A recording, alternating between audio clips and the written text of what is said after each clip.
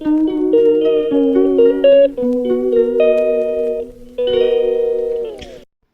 Friends, welcome back to Chaitra in ಒಂದು ವ್ಲಾಗ್ಗೆ ಎಲ್ಲರಿಗೂ ಸ್ವಾಗತ. ಯಾರೆಲ್ಲ ನನ್ನ ಈ ಒಂದು ಚಾನಲ್ನ ನೋಡ್ತಾ ಇದ್ದೀರಾ, ಪ್ಲೀಸ್ ಸಬ್ಸ್ಕ್ರೈಬ್ ಮಾಡಿ ಮತ್ತು ಇದೇ ರೀತಿ ಸಪೋರ್ಟ್ ಮಾಡಿ ಅಂತ ಹೇಳ್ತಾ ಇವತ್ತಿನ ಈ ಒಂದು ವ್ಲಾಗ್ನ ಸ್ಟಾರ್ಟ್ ಮಾಡ್ತಾ ಇದ್ದೀನಿ. ಬೇಡ ಆಮೇಲೆ ಈಸ್ಕೊಂತಿದ್ದೆ, ಅದನ್ನ ಯಾಕೆ ತಗೊಂಬಂದೆ? ಡಿಕ್ಕಿಲ್ ಹೆಲ್ಮೆಟ್ ಹಾಕಿಟ್ಟೆ. ಹಾಂ ಸೊ ನಾನು ಮತ್ತು ರಂಜಿತಾ ಇಬ್ಬರೂ ಹೊರಟಿದ್ವಿ. ಸೊ ಒಂದು ಸಣ್ಣದಾದ ಶಾಪಿಂಗ್ ಕೂಡ ಇತ್ತು. ಹಾಗಾಗಿ ಏನು ಶಾಪಿಂಗ್ ಮಾಡ್ತೀನಿ ಅಂತ ನನ್ನ ಈ ಒಂದು ಮುಂದಿನ ಲಾಗಲ್ಲಿ ವೀಡಿಯೋದಲ್ಲಿ ಕೊನೆಯವರೆಗೂ ನೋಡಿ ಅಂತ ಹೇಳ್ತೀನಿ. ಸೊ ಇಬ್ಬರು ಬಸ್ಸಲ್ಲಿ ಹೊರಟ್ವಿ. ಸೊ ಸ್ವಲ್ಪ ಖಾಲಿ ಇತ್ತು ಮತ್ತು ವೀಕ್ ಡೇಸ್ ಆಗಿರೋದ್ರಿಂದ ಸ್ವಲ್ಪ ಚಿಕ್ಕಪೇಟೆಲೂ ಸಹ ಜನ ಏನೂ ಅಷ್ಟು ಇರಲಿಲ್ಲ. ಸೊ ಆಮೇಲೆ ಈವ್ನಿಂಗ್ ಆಗ್ತಾ ತುಂಬ ಜನ ಹಾಕ್ತಾರೆ. ಬಟ್ ನಾವು ಹೋಗಿದ್ದು ಸುಮಾರು 11:30 ಆಗಿತ್ತಲ್ಲ. ಸೊ ಹಾಗಾಗಿ ಇಲ್ಲಿ ಮೆಜೆಸ್ಟಿಕ್ ಹತ್ರ ಹಿಡ್ಕೊಂಡು ಮೆಜೆಸ್ಟಿಕ್ಕಿಂದ ಅಲ್ಲಿ ಬೈ ವಾಕ್ ನಡ್ಕೊಂಡು ಹೋದ್ವಿ. ಸೊ ನಡ್ಕೊಂಡು ಹೋಗ್ತಾ ಕೆಲವೊಂದೆಲ್ಲ ನಿಮಗೆ ನಾನು ರಾಕ್ ಕ್ಲಿಪ್ಪಿಂಗ್ಸ್ ಅಂತಂದರೆ ಜಸ್ಟ್ ಒಂದು ವಿಡಿಯೋ ತೋರಿಸ್ತೀನಿ ನೋಡಿ. ಇಷ್ಟು ಚೆನ್ನಾಗಿ ಕಾಣಿಸ್ತಿದೆ ಮೆಜೆಸ್ಟಿಕ್ ಅಂತ ಹೇಳಿ. ಬಟ್ ಇಲ್ಲಿ ಬೆಂಗಳೂರು ಕಲರ್ ಆಯ್ತಾರ ಅದು.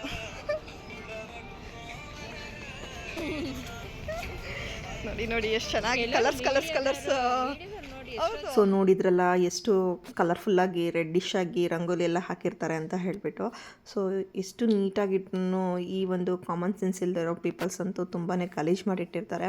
ಸೊ ಎಲ್ಲಿ ಬೇಕಾದರೆ ಅಲ್ಲಿ ಕಸ ಎಲ್ಲ ಹಾಕಿರ್ತಾರೆ. ಪಾಪ BBMP ಕೂಡ ಎಷ್ಟು ಅಂತ ಅವರು ಕೂಡ ಕ್ಲೀನ್ ಮಾಡ್ತಿರ್ತಾರೆ. ನಾವು ಒಂದು ಇದಾಗಿರೋರು ಮನುಷ್ಯರಾಗಿದ್ದೀವಲ್ವ, ನಾವು ಈ ಒಂದು ಸಿಟಿಯಲ್ಲಿ ವಾಸ ಮಾಡ್ತಿದ್ದೀವಿ ಅಂದರೆ ನಾವು ಅದು ತಕ್ಕನಾಗಿ ನೀಟಾಗಿ ಮೇಂಟೈನ್ ಮಾಡಬೇಕು ಅಂತಲೇ ಹೇಳ್ತೀನಿ.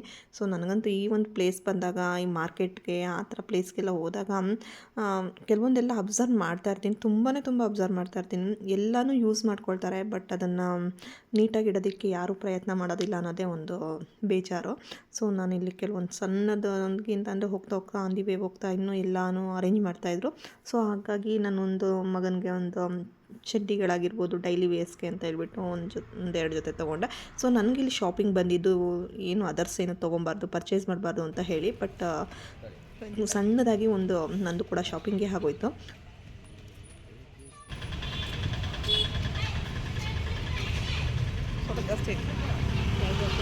ಸೋಡ ಜಾಸ್ತಿ ಆಯಿತು.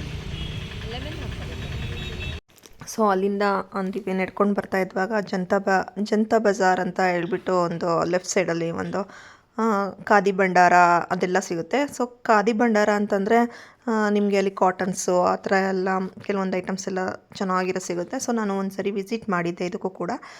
ಕೆಲವೊಂದೆಲ್ಲ ಐಟಮ್ಸು ಪರವಾಗಿಲ್ಲ ಅಂತ ಕೂಡ ಅನಿಸ್ತು. ಪ್ಯೂರ್ ಕಾಟನ್ ಕೂಡ ಇರುತ್ತಲ್ಲ, ಹಾಗಾಗಿ. ಸೊ ನಾವು ಅಂದಿವೆ ಬರ್ತಾ ಹಂಗೇ ಕೆಲವೊಂದೆಲ್ಲ ಐಟಮ್ಸ್ನೆಲ್ಲ ನೋಡ್ಕೊಂಡ್ಬಂದ್ವಿ. ಕೆಲವೊಂದಂತೂ ಏನು ರೇಟ್ ಹೇಳ್ತಾರೆ ಅಂದರೆ, ಸೊ ಇದನ್ನು ತೊಗೊಳಂಗೆ ಅವ್ರು ಬಾರ್ಗೇನ್ ಮಾಡಿದ್ರೂ ಅಟ್ಲೀಸ್ಟ್ ಒಂದು ಅವ್ರಿಗೆ ಲಾಭ ಇಟ್ಕೊಂಡು ಮಾಡಿರ್ತಾರಲ್ಲ, ಆ ರೀತಿ ಬಾರ್ಗೇನಿಂಗ್ ಮಾಡಬೇಕು. ಸೊ ಬಟ್ ಆದ್ರೂ ಬಾರ್ಗೇನ್ ಮಾಡಿದ್ರೂ ಅವರು ಬಿಟ್ಟರೆ ಒಂದು 100 ರೂಪೀಸ್ ಬಿಡ್ಬೋದು, ಬಟ್ ಅದ್ರ ಮೇಲೆ ಬಿಡೋದೇ ಇಲ್ಲ. ಸೊ ನಾನು ಮತ್ತು ರಂಜಿತಾ ಇದೆಲ್ಲ ನೋಡ್ಕೊಂಡು ಬರ್ತಾಯಿದ್ವಿ. ಬಟ್ ಅದು ಯಾವುದೂ ನಾವು ಪರ್ಚೇಸ್ ಮಾಡಲಿಲ್ಲ. ಜಸ್ಟ್ ಒಂದು ಸರಿ ವಾಚ್ ಮಾಡಿದ್ವಿ, ಚೆನ್ನಾಗಿದೆ, ಅದು ಚೆನ್ನಾಗಿದೆ ಅಲ್ವಾ, ಇದು ಚೆನ್ನಾಗಿದೆ ಅಂತೆಲ್ಲ ಹೇಳಿ. ಕೆಲವೊಂದೆಲ್ಲ ಐಟಮ್ಸ್ ಎಲ್ಲ ಚೆನ್ನಾಗಿರುತ್ತೆ.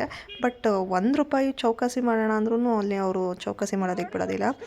ಅವ್ರು ಕೇಳಿದಷ್ಟೇ ಕೊಡಬೇಕು. ಬಟ್ ಅದಕ್ಕೆ ರೇಟ್ ಎಲ್ಲ ಎಕ್ಸ್ಟ್ರಾನೇ ಇಟ್ಟಿರ್ತಾರೆ. ನಾವು ಏನು ಚೌಕಾಸಿ ಮಾಡೋ ಹೋದರೆ ಬರೀ ₹50 ಬಿಡ್ತಾರೆ. ಬಟ್ ಅಲ್ಲಿ ನಮ್ಗೆ ಲಾಸೇ ಕೂಡ ಆಗೋದು. ಸೊ ನಂತರ ನೋಡಿ ಇವತ್ತು ಫುಲ್ಲು ಖಾಲಿ ಇದೆ. ನಾವು ಹೋಗಿ ಸುಮಾರು 12 o'clock ಅಲ್ವಾ, ಹಾಗಾಗಿ ಸ್ವಲ್ಪ ವೀಕ್ ಡೇಸ್ ಆಗಿರೋದ್ರಿಂದ ಸ್ವಲ್ಪ ಖಾಲಿನೇ ಇರುತ್ತೆ. ಮತ್ತು ಈವ್ನಿಂಗ್ ಎಲ್ಲ ಸ್ವಲ್ಪ ಜಾಸ್ತಿ ಜನ ಹಾಕ್ತಾರೆ. ಅದೇ ನಾನು ಗಿಫ್ಟ್ ಐಟಮ್ಸ್ ತೊಗೊಬೇಕು ಅನ್ನಲ್ಲ, ಆ ಅಂಗಡಿ ನೋಡ್ತಾ ಇದ್ದೀನಿ. ಆ ಅಂಗಡಿ ಇಲ್ಲೆಲ್ಲೋ ಇದೆ, ಮಿಸ್ ಆಯಿತು.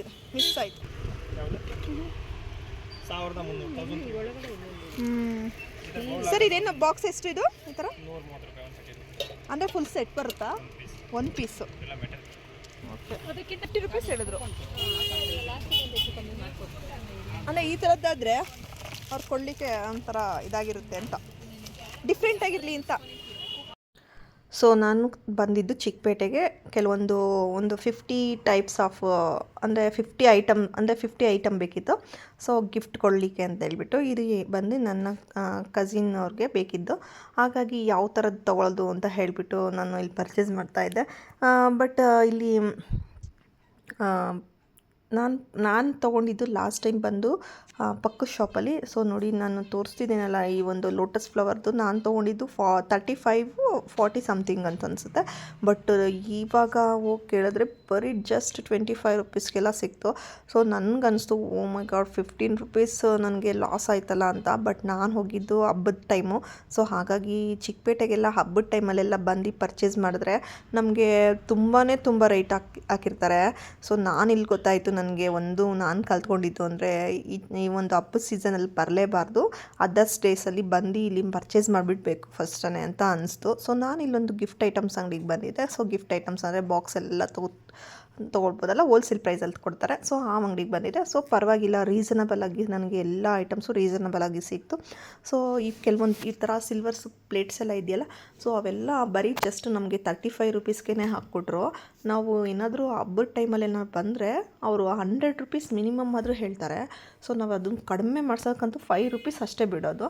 ಬಟ್ 95 ನನಗಂತೂ 50 ರುಪೀಸ್ ಲಾಭನಾ ಇಷ್ಟೊಂದು ಅಂತ ಅನಿಸ್ತು ಯೋಚನೆ ಎಲ್ಲ ಮಾಡಿದ್ಮೇಲೆ. ಸೊ ನಾನು ಕೆಲವೊಂದೆಲ್ಲ ಅಲ್ಲಿ ಬಾಕ್ಸಸ್ಸು, ಪ್ಲೇಟ್ಸು ಮತ್ತು ಆ ಥರದ್ದೆಲ್ಲ ಕೆಲವೊಂದು ಒಂದು 10 ರೀತಿ ನಾನು ತೊಗೊಂಡು ಬಂದೆ. ಸೊ ಇದು ಬಂದು ಗಿಫ್ಟ್ ಕೊಡಲಿಕ್ಕೆ ಅಂತ ಹೇಳಿಬಿಟ್ಟು ಪರ್ಚೇಸ್ ಮಾಡಿದ್ದು. ಸೊ ಅವರು ಬರೋದಕ್ಕಾಗೋದಿಲ್ಲ, ನನಗೆ ಸ್ವಲ್ಪ ಈ ಶಾಪ್ಸ್ ಎಲ್ಲ ಗೊತ್ತಿರ್ತಲ್ಲ, ಸ್ವಲ್ಪ ತಂದು ಕೊಡ್ತೀರಾ ಅಂತ ಕೇಳಿದರು. ಸೊ ಹಾಗಾಗಿ ನಾನು ಮತ್ತು ನನ್ನ ಫ್ರೆಂಡ್ ಕೂಡ ಬಂದಿದ್ವಿ. ಸೊ ತೊಗೊಳ್ತಾ ಇದ್ವಿ. ಇದೇ ತೊಗೊಳ್ಳೋಣ, ಇದೆಷ್ಟು ಅಂತ ಕೇಳು, ಸ್ವಲ್ಪ ದೊಡ್ಡದಾಗಿದೆಯಲ್ಲ ಅದನ್ನ ಯಾಕೆ ಕೊಡ್ತಾರೆ ತಗೋ. ಹಾಂ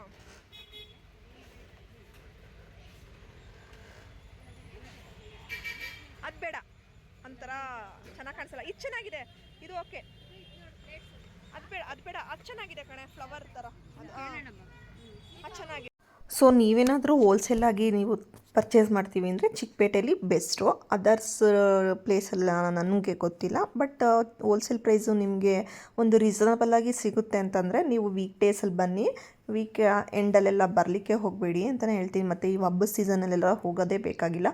ಸೊ ಈ ವೀಕ್ ಡೇಸಲ್ಲಿ ಈ ಥರ ಮಧ್ಯದಲ್ಲಿ ನೀವು ತೊಗೊಂಡ್ರೆ ನಿಮಗೆ ಒಂದು ರೀಸನಬಲಾಗೂ ಸಿಗುತ್ತೆ, ನೀವು ಅಂದ್ಕೊಂಡು ಇರೋವಂಥ ಒಂದು ಮಾರ್ಜಿನ್ ರೇಟ್ಗೂ ಸಹ ಸಿಗುತ್ತೆ ಅಂತಲೇ ಹೇಳ್ಬೋದು. ಮತ್ತು ಕೆಲವೊಂದು ಟೈಮ್ ಬಾರ್ಗೇನು ಕೂಡ ಮಾಡ್ಬೋದು.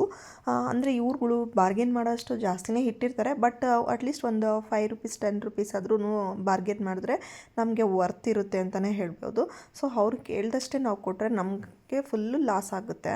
ಸೊ ಈ ಒಂದು ಶಾಪ್ ಬಂದು ಸುದರ್ಶನ್ ರೋಡು ಅಂದರೆ ರಾಜ ಮಾರ್ಕೆಟ್ ಪಕ್ಕದಲ್ಲೇ ಇದೆ, ಲೆಫ್ಟ್ ಸೈಡಲ್ಲೇ ಬರುತ್ತೆ. ಸೊ ನೀವು ಆ ಲೈನಲ್ಲಿ ಫುಲ್ಲೂ ಒಂದು ಈ ಒಂಥರ ಗಿಫ್ಟ್ ಸೆಂಟರ್ಸ್ ಎಲ್ಲ ಇದ್ದಾವೆ. ಸೊ ನಾವು ಅಲ್ಲಿಂದ ಅದನ್ನು ಪರ್ಚೇಸ್ ಮಾಡಿಕೊಂಡು ಇವೆ ನಡ್ಕೊಂಡು ಬರ್ತಾ ಬಂಗಾರಪೇಟೆ ಚಾಟ್ಸ್ ಅಂತ ಇದೆ. ಸೊ ಇದು ಬಂದು ಮೈಸೂರು ರೋಡ್ ಹತ್ರ. ಸೊ ಇಲ್ಲಿ ಒಂದು ಬಂಗಾರಪೇಟೆ ಚಾಟ್ಸಲ್ಲಿ ಸ್ವಲ್ಪ ಚಾಟ್ಸ್ ತಿಂದ್ವಿ. ಸೊ ಸುಮಾರು 1:30 ಆಗಿತ್ತು. ಹೋಟೆಲ್ಗೆ ಹೋಗೋಣ ಅಂದರೆ ಅಲ್ಲಿ ನಮ್ಗೆ ಅಂಥ ಚೆನ್ನಾಗಿರೋ ಹೋಟೆಲ್ಸ್ ಅಂತ ಇಲ್ಲ, ಯಾವುದು ನಮ್ಗೆ ಕಾಣಿಸ್ಲೇ ಇಲ್ಲ. ಎಲ್ಲನೂ ಚಿಕ್ಕ ಸ್ಮಾಲ್ದು ಅದು ಆ ಒಂದು ಪ್ಲೇಸೆಲ್ಲ ನೋಡ್ತಾ ಇದ್ರೆ ನಮ್ಗೆ ಅಲ್ಲಿ ತಿನ್ನಬೇಕು ಅಂತಲೂ ಕೂಡ ಅನಿಸೋದಿಲ್ಲ. ಹಾಗಾಗಿ ನಾವು ಅಲ್ಲಿ ಜಾಸ್ತಿ ಏನೂ ಸಹ ತಿನ್ನೋದಾಗಲಿ ಆ ಥರ ಎಲ್ಲ ಏನೂ ಮಾಡೋದಿಲ್ಲ. ಈ ಥರ ಸೋಡಾ ಜ್ಯೂಸು, ಈ ಥರ ಬಂಗಾರಪೇಟೆ ಚಾಟ್ಸು ಅಂದರೆ ಸಿಂಪಲ್ಲಾಗಿ ಚಾಟ್ಸ್ ಅಂಗಡಿ ಇರೋರು ಅಂದರೆ ಶಾಪ್ ಥರ ಇದ್ದರೆ ತಿನ್ಕೊಂಡು ಬರ್ತೀವಿ ಅಷ್ಟನ್ನು ಬಿಟ್ಟರೆ ಮನೆಗೆ ಬಂದು. ಸೊ ಫ್ರೆಂಡ್ ಮನೆಗೆ ಬಂದು ಕಾಫಿ ಮಾಡ್ಕೊಂಡು ಕುಡಿದ್ಬಿಟ್ಟು ಮಕ್ಕಳು ಕೂಡ ಬಂದಿದ್ದರು. ಸೊ ಇನ್ನೊಬ್ಬರು ಫ್ರೆಂಡು ಜಾಯಿನ್ ಆದರು ನಮ್ಮ ಜೊತೆ. ಕಾಫಿ ಎಲ್ಲ ಕುಡಿದು ನಾನು ಅಲ್ಲಿಂದ ಹೊರಟು ಬಂದೆ. ಸುಮಾರು ನಾನು ಹೊರಟು ಬಂದಾಗ 4:30 ಆಗಿತ್ತು. ಸೊ ಇವತ್ತಿನ ಈ ಒಂದು ವಿಡಿಯೋನ ಇಲ್ಲಿಗೆ ಹೆಂಗೆ ಮಾಡ್ತಾಯಿದ್ದೀನಿ. ಸೊ ಯಾರೆಲ್ಲ ಈ ಒಂದು ಚಾನಲ್ ನೋಡ್ತಾ ಇದ್ದೀರಾ ಪ್ಲೀಸ್ ಸಬ್ಸ್ಕ್ರೈಬ್ ಮಾಡ್ದಲೇ ಇರೋರು ಸಬ್ಸ್ಕ್ರೈಬ್ ಮಾಡ್ಕೊಡಿ ಅಂತ ಹೇಳ್ತಾ ಥ್ಯಾಂಕ್ ಯು ಫಾರ್ ವಾಚಿಂಗ್.